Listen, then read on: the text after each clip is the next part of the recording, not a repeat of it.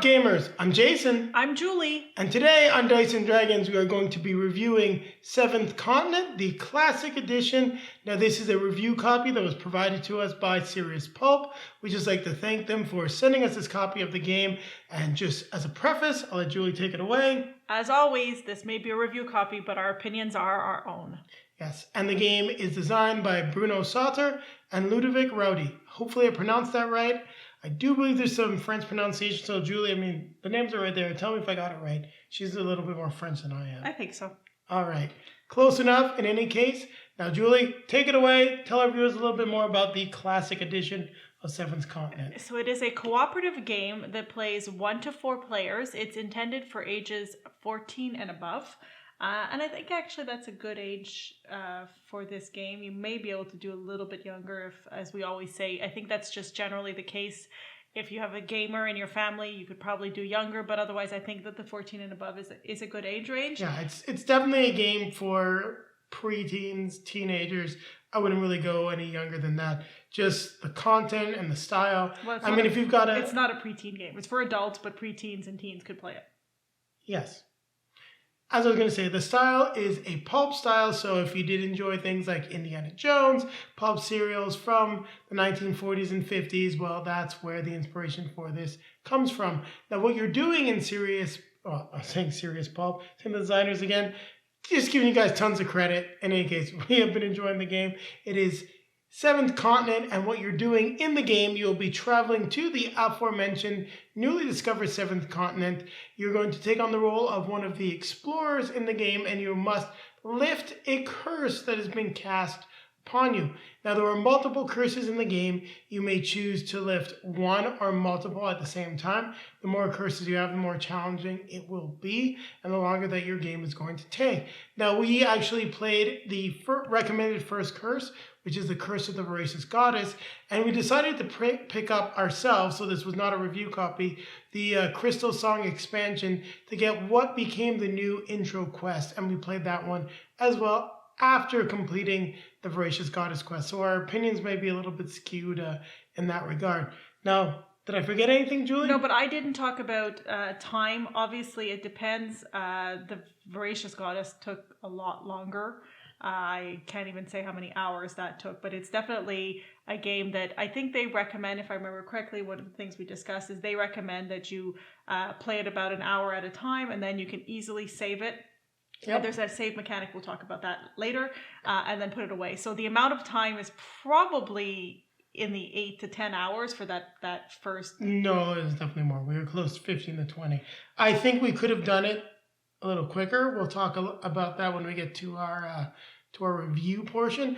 The one thing I wanted to mention just about the saving element quickly, we'll discuss it more, is that the save feature is part of the game. The only way to sort of reset the game, get access to locations that you have previously gone, is saving it. So you really do want to play it out in multiple chunks. It's not something you can play all in one shot, except for the Crystal Song, that introductory quest. So I think we've covered everything. Now what is it time for us to do? Grab our drinks. Grab our fellow adventurers and best friends. Adventurer, explorer. I'm going to take a table one more time. Oh, we've already completed the quest and we told everyone. So we're going to take you to the components for the habit. We always take it to the table. Now we're going to take a quick look at the components for 7th Continent, the Classic Edition. Now this also includes the components for the Crystal Song expansion. So just to highlight what those are, there are a few cards that are mixed in, as well as this extra divider for the crystal cards. So what you are going to be getting in the game are these 2 boxes, and I'll lift it up and just hold the cards in, give you a little bit of a look at the box. Now these boxes will let you hold all the cards that come in the base game and also organize them by their numbers. You got different dividers. The first one I have here is 00 and goes up here to 350. So every card behind here is after 350. And we get dividers that go all the way up to 650. Now we also have some cards that are a little bit generic. Well, not generic, but what you're going to be using for just about every different curse. So you've got the satchel, the different character cards, Keelan McCluskey, Dmitry Gorchov, Mary Kingsley, Elliot Pendleton, Ferdinand Lachapeliere. Then we've got the clues for the different quests that will be going on, the curse cards. Now these are some of the different game modes here and cards that you'll need for the Crystal Song. We also have the generic curse cards as well as the specific ones that then will be added into the quest. And here you can see just the curse card for the Crystal Song. So we get all of those. Now, the other types of cards we have are these different exploration cards. They're all numbered, goes 1 through 10, and that's for different terrain on the island. So it's not a difficulty level. Tells you what it costs to pay it, to do the action. You'll flip it over, and they'll tell you what to do. This red icon has the meaning that you have to actually undertake the action instantly. I'll put that back. We then have, of course, the skill cards, which will be different things like skills such as remember.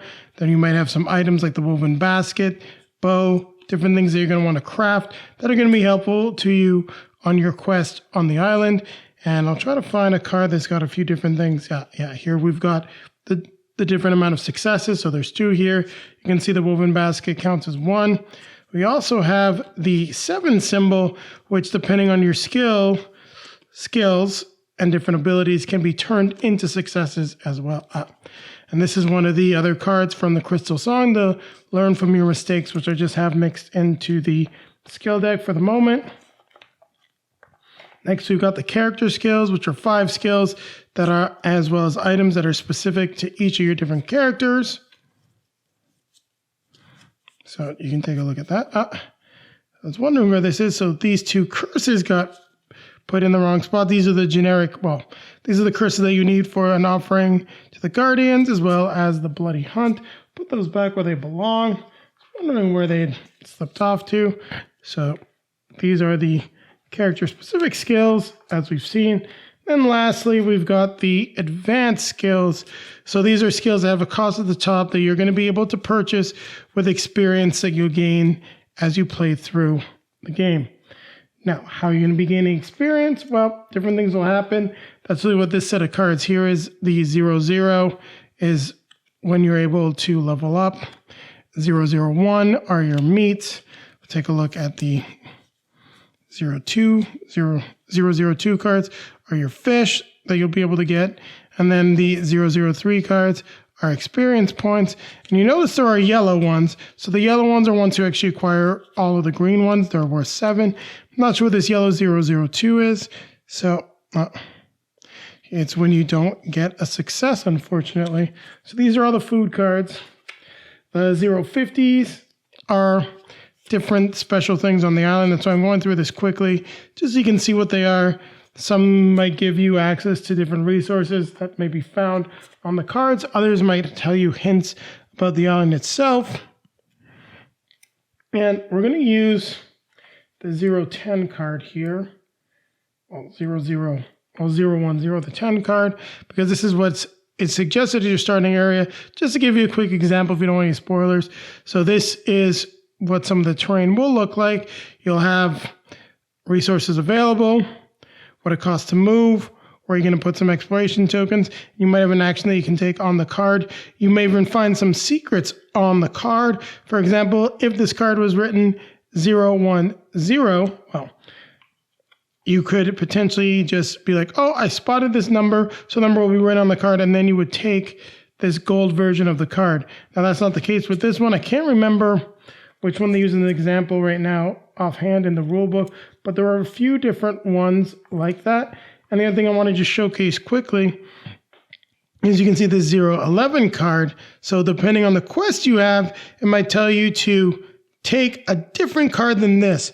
So I believe this is for the Curse of the Voracious Goddess. We'll take a look at the symbols for the quest. So Voracious Goddess is this one. So this is Bloody Hunt. So for example, the 0-11 card, you take a different card instead. So you would add the +8 that was on the Bloody Hunt, and you would take a 19 instead. And as you can see, you got the little thumbs up from the 011. So that means we would reveal this instead. Flash a little something there. Probably wouldn't teach you anything, wouldn't spoil anything. A little hard to read unless you're trying to freeze frame it. Well, there you have it. That's a look at the components in terms of the cards. The last thing that we've got here is, of course, this nice reference sheet. So it tells you what the different types of actions are, their symbols, the action consequences. So this will tell you, this will be your guide to what you need to do, how you can sort of move up to a different card. And then you also have some references on the back just for the turn sequence and how to resolve your actions. Now, one thing I did neglect to mention that I just thought of was if you do craft things like items, you can use them to trigger different abilities, like we talked about the 7, or get a success, or even lower the amount of cards you must draw while you're taking an action. Don't worry, we're going to cover all of that in the how to play. And then the last component we've got here, of course, is the rule book, which does have some helpful iconography on the back. So different things related to actions. We're not going to go through all of this in our how to play, so make sure you keep that with you. It's going to be very helpful. Then it just has a nice layout. I love the paper feel. It feels like an old-time notebook. There's a nice introduction, good setup example. So you really have everything that you need in order to play the game. So there you have it. We've taken a look at the components for 7th Continent. They're going to teach you how to set up and then how to play. Now, before we get to the setup of the game, I realized that I neglected to showcase some components. So we'll take a look at that quickly. We do get these different dice, which will be used to just mark how many uses we have on items.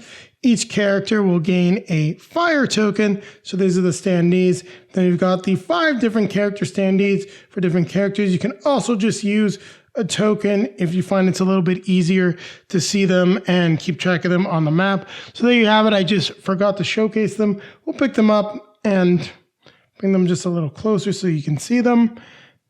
They're a little tiny, but they definitely get the job done in terms of letting you move around the map. So there you have it. We've now actually completed all the components for 7th Continent, and we're going to be coming back at you with the setup for the game. Let's take a look at how you set up the 7th Continent.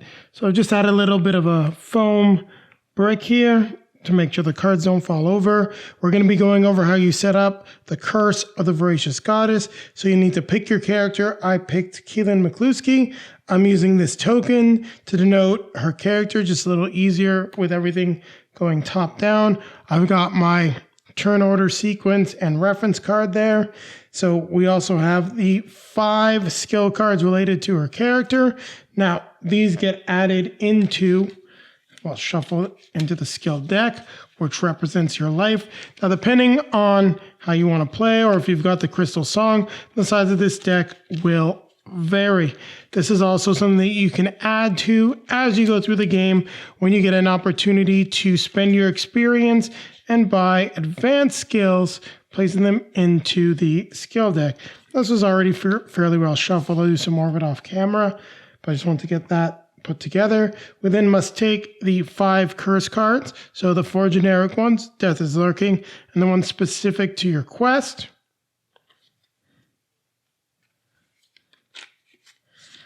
And get all those mixed in.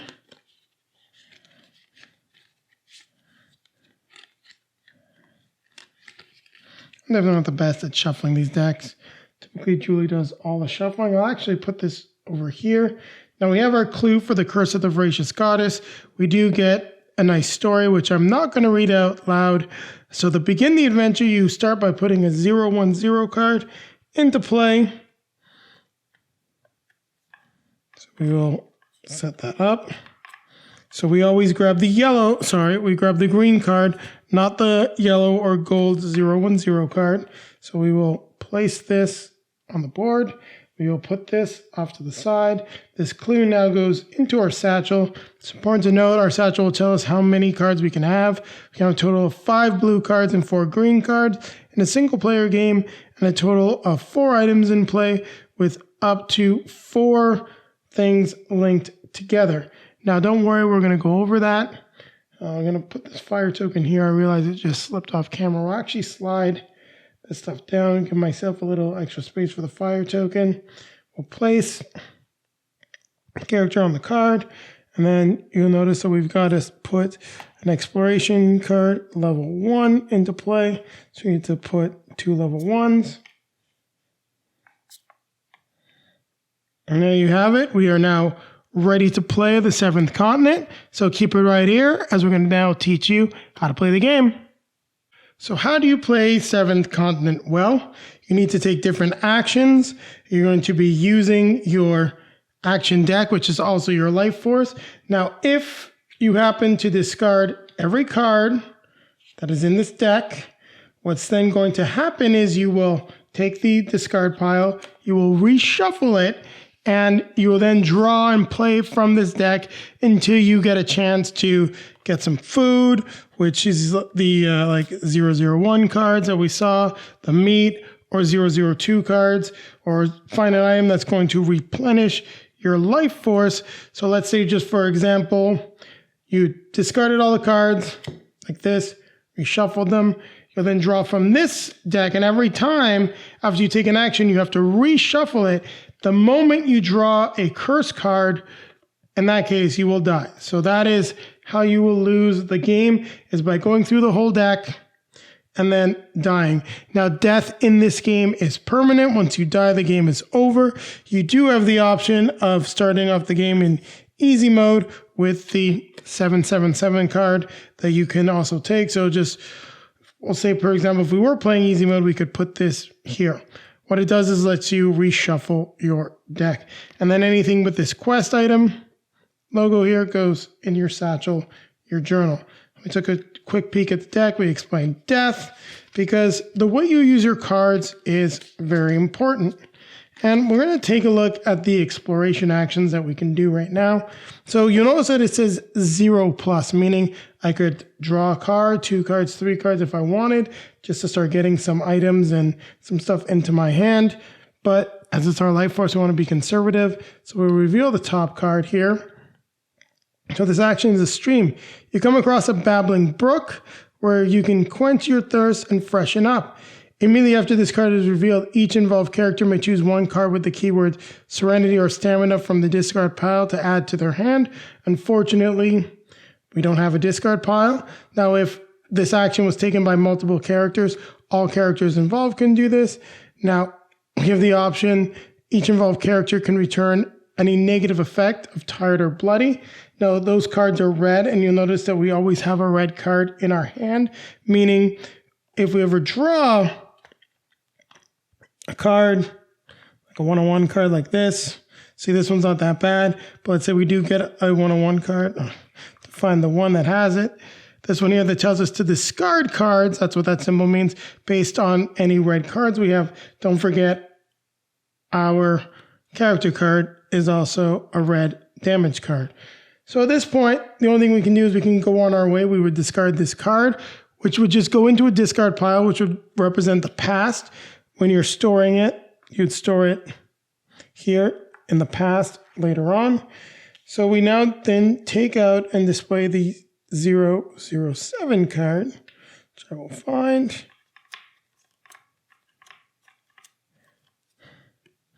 We now put this into play as we've done our exploration. I can also explore the cliff face here, which is interesting. So, you know, it's an exploration action which says 1+. So I have to draw at least a card. So I'll draw Think. And it says randomly take 7 cards from the action deck. I may add 1 card to my hand. Now, every time I take an action, I can add 1 card to my hand up to my maximum of 5. So I'm going to add Think to my hand. I will then reveal our 5 card, which is the view from up there must be quite interesting. So I can try to take a climbing action. And yes, this has some very minor spoilers for the game. We're just teaching you how to play, going through this beginning part of it. And we're not really going to go past these few tiles. I'm probably not even going to go do the investigate, but I'm going to keep it really contained to here. But I want to show you what you can do. So this action is a climbing action. We don't need to do this. Right now, I don't really have too many great options, but You know what? I will randomly take 7 cards from the action deck, so it's a little tricky to randomly take 7 cards. I'd have to just sort of grab. Here, I'll take 3, take 3 off the bottom, take another one off the bottom. There we go. See if we get 7 cards. So I can take a look at all this stuff. Good stuff, actually. And it's great for item crafting. So we've got the rock resource.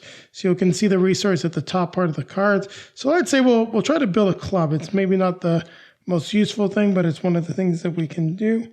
So this says you shuffle the cards back into the action deck and or discard pile. So I'd shuffle them back in. I'm not going to do that right now as I'm just teaching the game. This card then makes up the first card in the discard pile. Now I can try to take that climbing action. I don't really want to. So a crafting action, let's say, is we could, for example, make this club. King of Rocks, so that's going to cost us 2 cards. We just draw 2 cards off the top of the deck. I can then decide to add one of them into my hand. Now, once an item's crafted, we take this die and we set it to that value. Now, if I ever crafted another card with aggressiveness, I can stack it underneath the club, and we'd actually increase the item value. Let's just try to see if I find something. Yes, so if I take the rudimentary flint and add it to the club without using it, this die value will then go up to 4. So that's a way you can combine items together. I could also, if I so chose, just add the basket once it's crafted to the card, but I would not gain any benefit. So now with regards to the club, I'm good at smashing locks, and I have some skills for fighting. Doesn't necessarily help us in the climbing department though, but let's see what happens. Let's try to climb. So it's 1 plus, I need 2 successes. I get to decide the amount of cards. I could take a chance with 1 card, but as you can see, you're going to get just about 1 success. And sometimes you get half successes, like you see on Think, which need to be combined together. So we'll draw 3. Now this is a card from the Crystal Song, but drawing 3 worked out fairly well because look, boom, we've got a total of 1, 2, 3, 4 successes. So we'd succeed. We'd draw a 026 card, and we then discard the card. I believe I put 026 back. Oh, it's right here, it just was in the wrong spot. So just to keep things, well, it gives us some detail on the terrain. I don't want to read it for spoilers. Now, if I wanted to move, for example, it tells me how much I'd have to move for the terrain. So that's 1 card. Don't forget, I can add a card to my hand. The woven cord is always useful, as it lets you put fire figures into play, which is what is needed to cook food. Say I want to move, well, spend 1 action, 1 card to move. So as you start the game, you're really just going to be adding stuff into your hand. Now, you might have some actions that come up that you're going to see by this type here. These are locked. That means player must draw the exact number of cards. You cannot use any effect like this -1 or something to affect it. The staircase means that you have to have all characters there. This means that you have to have these required resources in order to be able to take something. So when you've got the immediate there, the red, that means you have to do it. See, this is these brown ones, which applies to items. The really effect may only be applied during an action of the type, and so on and so forth. So you get an idea as to what you're going to be doing. You're really going to be moving around, exploring the map.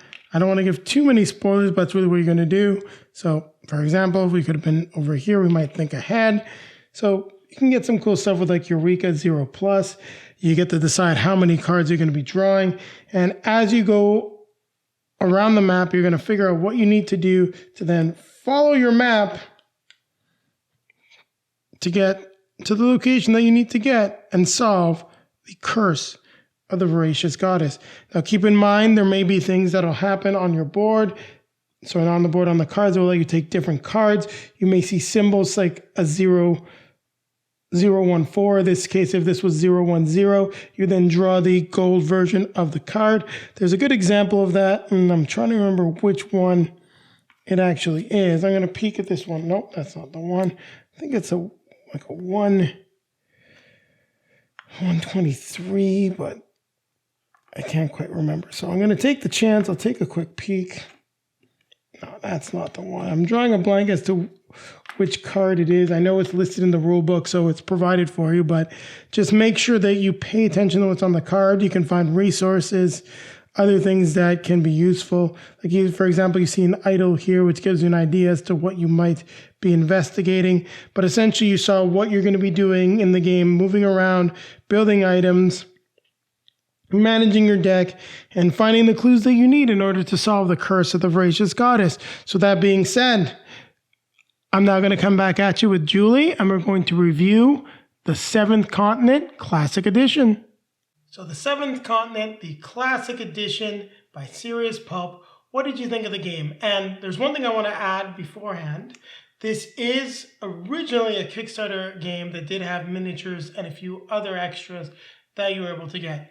Now, for those of you that have seen the Kickstarter wondering if you can get access to all the content, a lot of it is available for purchase on Serious Poulp's website. This comes with 3 quests. I don't remember the name of all of them. You can also get an introductory pack, which is just a little bit more expensive. That also includes the Crystal Song. But you will not be getting the miniatures in this. It only comes with standees. And I wanted to mention it because Julie is probably a bigger miniatures fan than I am when it comes to the game. I mean, there's a game that we were just replaying for a revisit, and it's got painted minis. And usually she gets on me about how much we spend on games. And I was like, about the expansions. And she looked at me and goes, the painted mini version, right? I go, okay, I know exactly where your head's at. So in any case, what did you think? And was the mini something that was missing from the game? Or those upgrades? I don't think so in this case. The way the game plays, the card plays, because it's a bunch of little cards that you're pulling out to do the map and to continue to move along the quest and the map. I don't think it's required. I would have liked a little bit better fire for some strange reason. That fire standee just doesn't look like fire to me, but that's just me being picky. So no, I don't think it was required in this. I do. I just want to agree with you on that account because when I think about another game that we might have a little comparison to, Tainted Grail, which does have the minis, I think that Tainted Grail would lose something without the miniatures just because of the fact that the larger enemies will move around the map and have miniatures as well. I feel that when you have a game where the enemies are represented either on cards or something else, you don't necessarily need a mini. Now, if there are enemies that are moving around the map as well, I think the miniatures would have been something that I would have felt was missing from this version of the game. Yeah. So from I'm going to go into the production quality of the game, since we're talking about the cards and the minis. I like the art on it. I thought it was nice. I appreciated what we were looking at. It very much feels like that time period. It definitely brings you back to like the 40s and 50s, those exploration films. It also has a little bit of that almost like classic feel, like someone maybe colored in this old black and white movie. I didn't see that, but okay. Well, I just feel from the art, it's very pale, so it's almost like someone just added little touches of color to the characters and things like that. I'd say because Not the cards, though. Sorry, not the cards. You're right about the cards. Those are very vibrant. I was talking more about the characters. Yeah.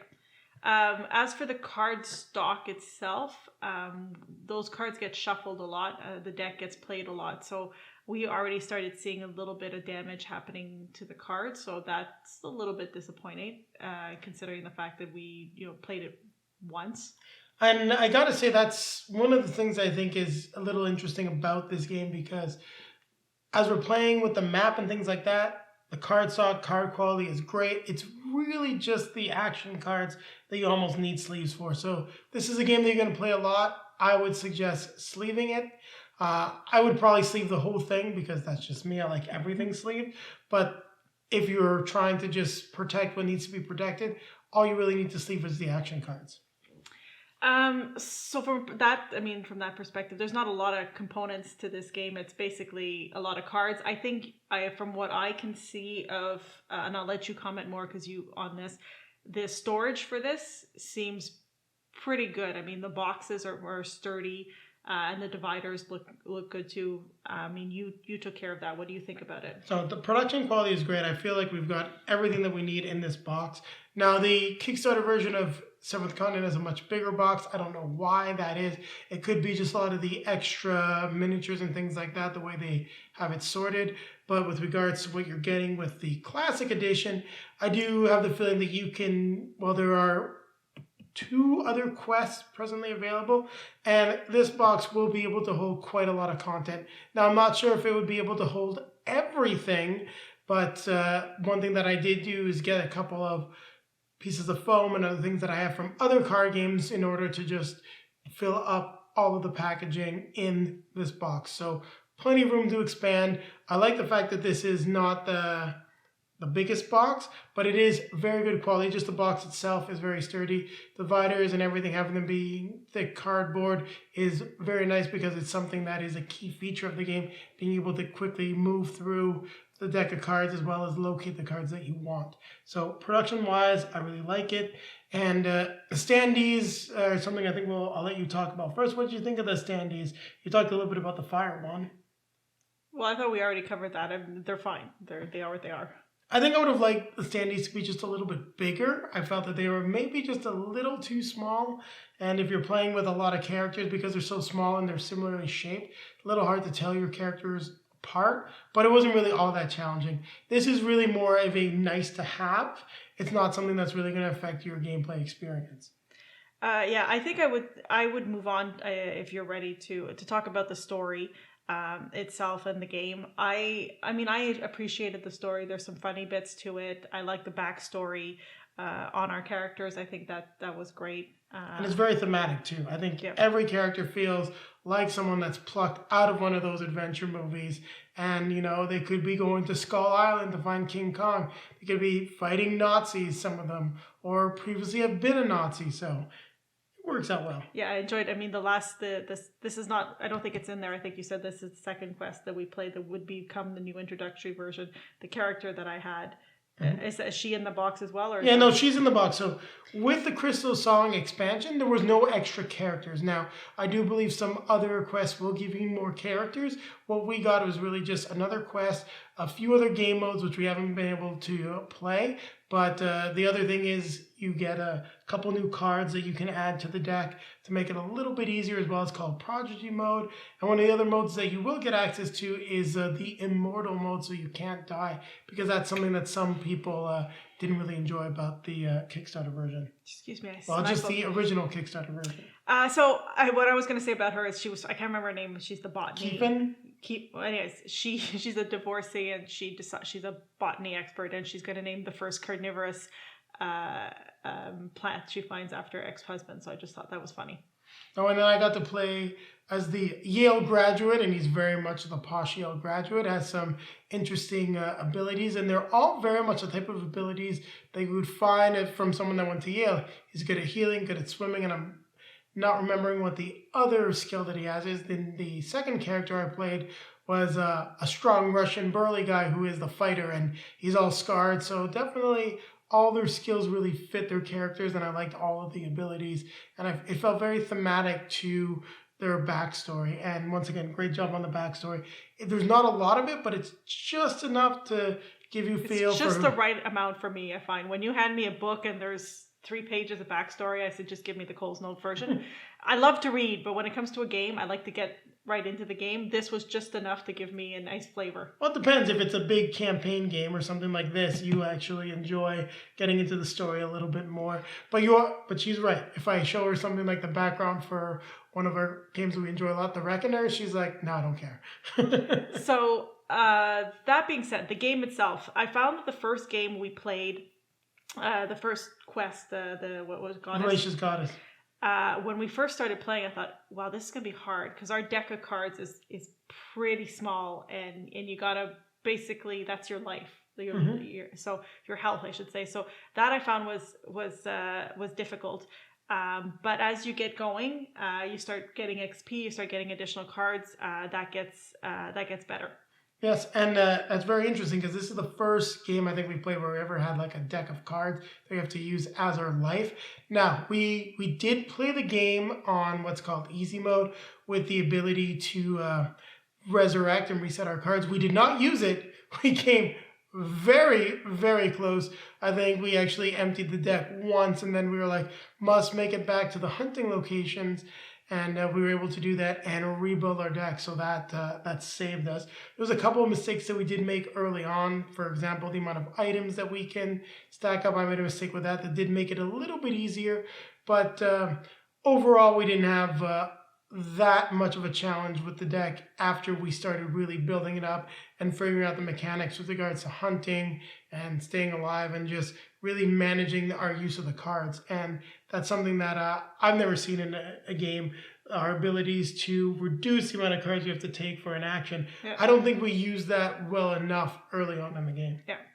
I mean, so it's different. It's fun. I enjoyed it. There are a couple of times I got frustrated because I felt, and it happens when you're doing exploration, I felt like I was, turning around in circles.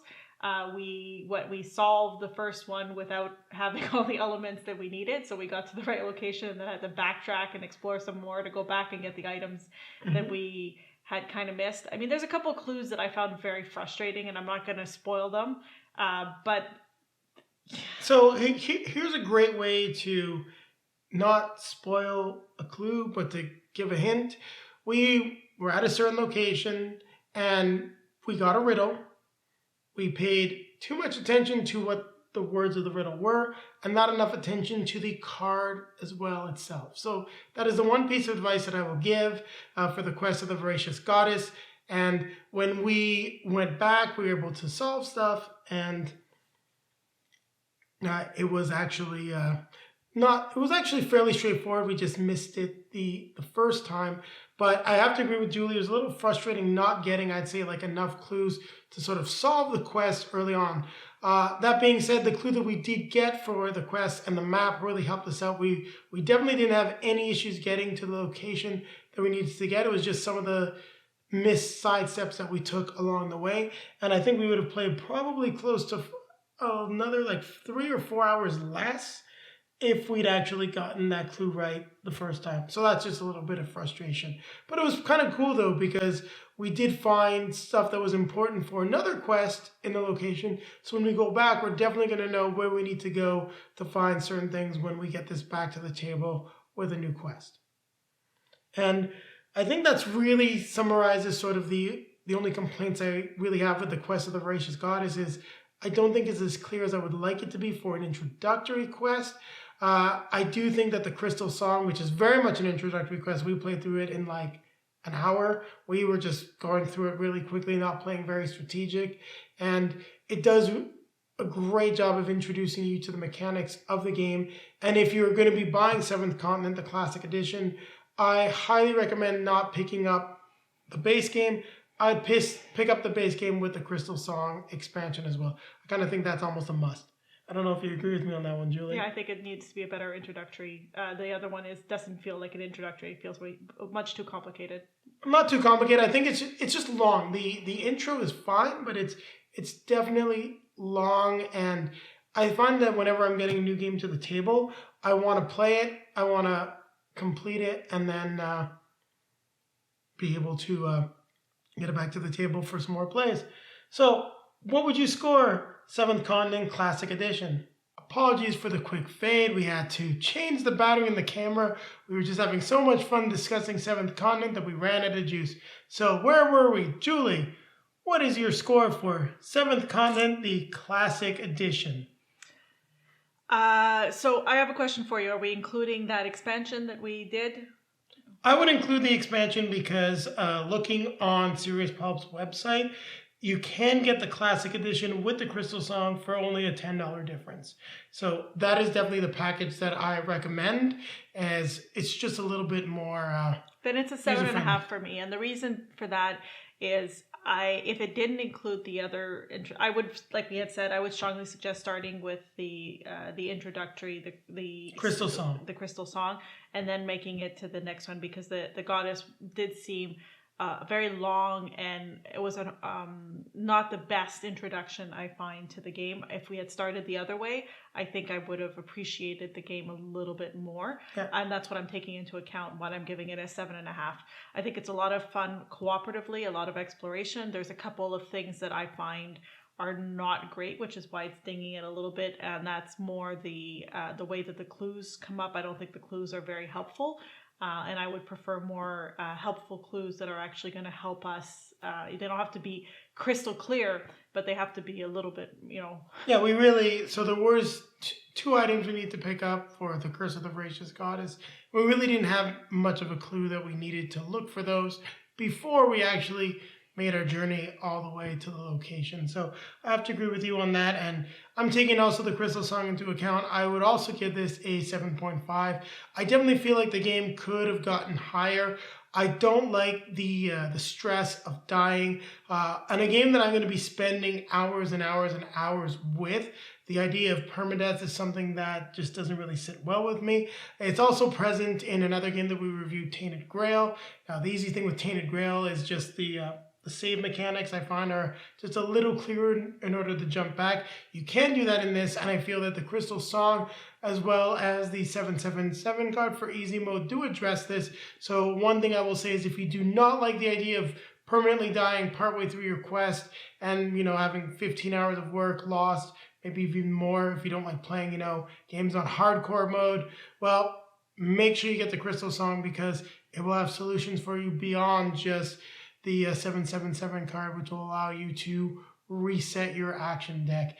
Also, I do recommend taking some notes, writing down some stuff that could be important, especially if you're going to be doing multiple quests at the same time, knowing where there's going to be hunting locations or fishing locations, something that ironically enough we never actually found. Fishing. Hunting we found, fishing we didn't. Yeah, fishing we didn't find, in order to make sure that you will be able to successfully survive your voyage across the continent.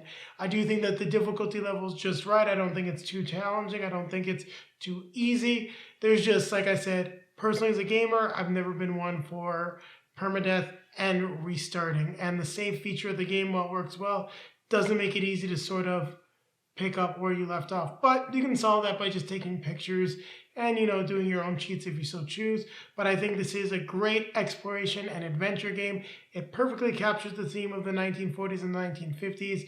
And if you're looking for a pulp adventure game, I think you should definitely pick this one up. So what time is it now, Julie? It's time to like, comment, subscribe, hit the bell to be notified when we have some new content for you. Take a look down below in the video description. You'll find links to all of our social media feeds, Facebook, Twitter, Instagram. There are tons of pictures of us playing 7th Continent, so beware of spoilers. I tried to make sure that the first few pictures are always from our characters or something else that won't spoil it. So if you want to see some hints, well, you can go ahead, but you've been warned. Now, popping up in front of us are going to be links to some of our previously released videos. You're going to find a link that's going to take you back to our most recent release, and the one over in front of Julie is going to take you back to our review of Tainted Grail, because I think those are fairly similar, at least in those survival and exploration elements. So now what do we need to do? Drinks. Or drinks. Grab our best friend and fellow adventurer. We gotta keep playing games. I'm going to keep playing games. I'm eager to see how some of the other quests work.